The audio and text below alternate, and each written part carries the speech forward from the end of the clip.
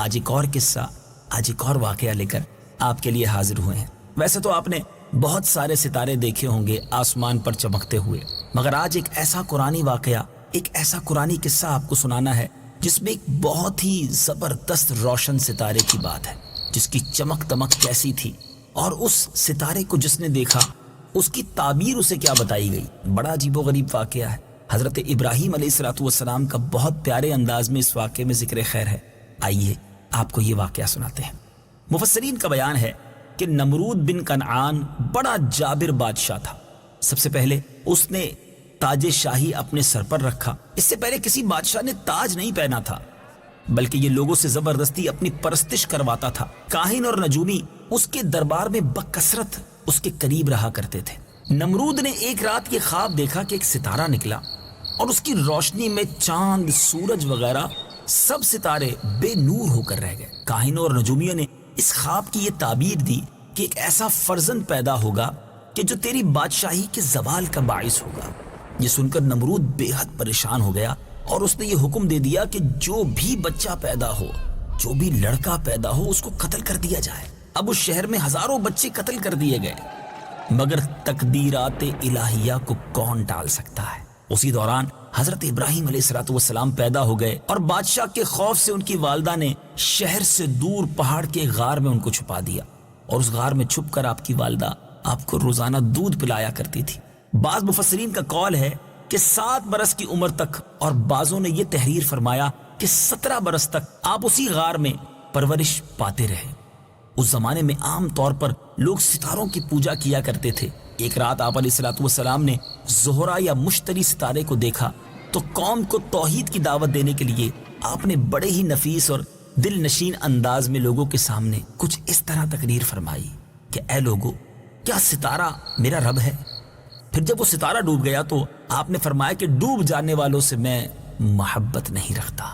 پھر اس کے بعد جب چمکتا چاند نکلا تو آپ نے فرمایا کیا یہ میرا رب ہے؟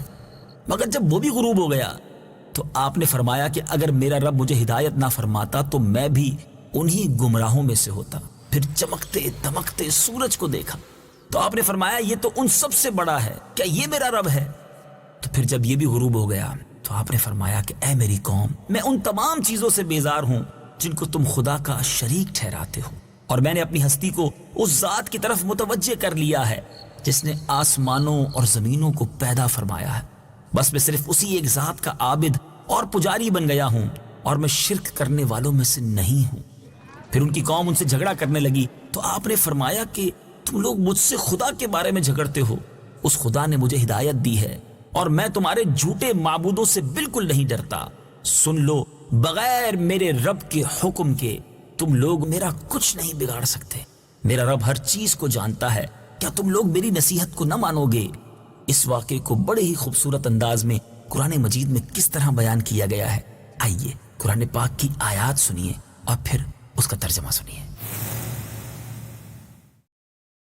فلما جن عليه الليل رأى كوكبا قال هذا ربي فلما أفل قال لا أحب الآفلين۔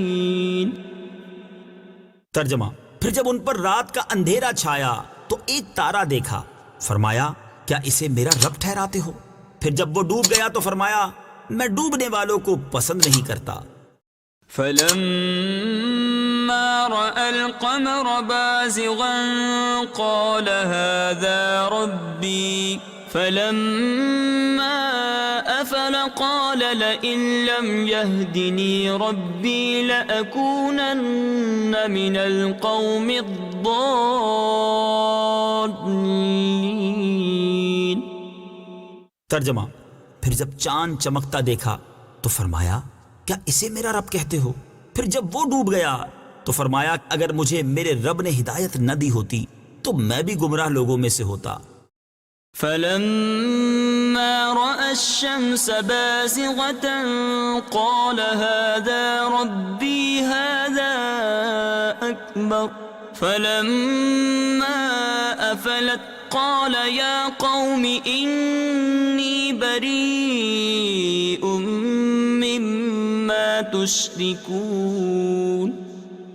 ترجمہ: پھر جب سورج کو چمکتا دیکھا تو فرمایا کیا اسے میرا رب کہتے ہو؟ یہ تو ان سب سے بڑا ہے. پھر جب وہ ڈوب گیا تو فرمایا اے میری قوم، میں ان چیزوں سے بیزار ہوں جنہیں تم اللہ کا شریک ٹھہراتے ہو. إني وجهت وجهي للذي فطر السماوات والأرض حنيفا وما أنا من المشركين. ترجمہ: میں نے ہر باطل سے جدا ہو کر اپنا منہ اس کی طرف کیا جس نے آسمان اور زمین بنائے، اور میں مشرکوں میں سے نہیں. میٹھے میٹھے اسلامی بھائیوں، اس واقعے سے ہمیں سیکھنے کو کیا ملا؟ کتنا پیارا انداز، کتنا نفیس اور دل نشین انداز، بات سمجھانے کا کتنا خوبصورت انداز حضرت ابراہیم علیہ السلام نے اختیار کیا.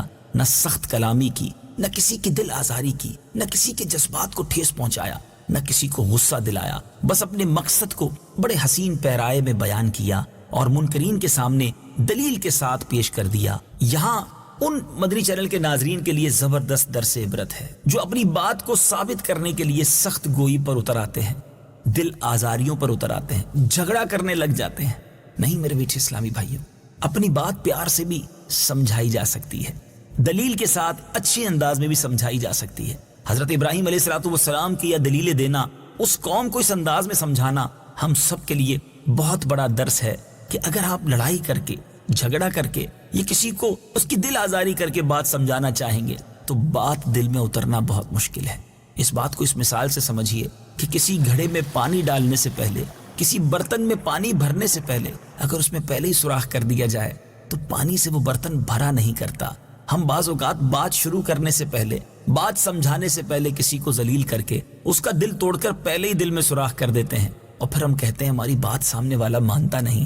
آپ نے اپنی جگہ ہی کھو دی ہے اس کے دل کے اندر سے. تو خدارا نرمی، شفقت اور پیار سے بات سمجھانا سیکھیے. اگر آپ والد ہیں، اگر آپ استاد ہیں، اگر آپ کسی علاقے کے بڑے ہیں، آپ اگر دعوت اسلامی کے ذمہ دار ہیں، کسی بھی ایسی جگہ پر ہیں کہ جہاں آپ کو لوگوں کو بات سمجھانی پڑتی ہے، نرمی اختیار کریں، شفقت سے بات کریں، دلیل سے بات کریں، سامنے والے کی بات بھی سنیں. انشاءاللہ آپ کی بات اگر صحیح ہوئی تو دل میں ضرور جگہ بنائے گی.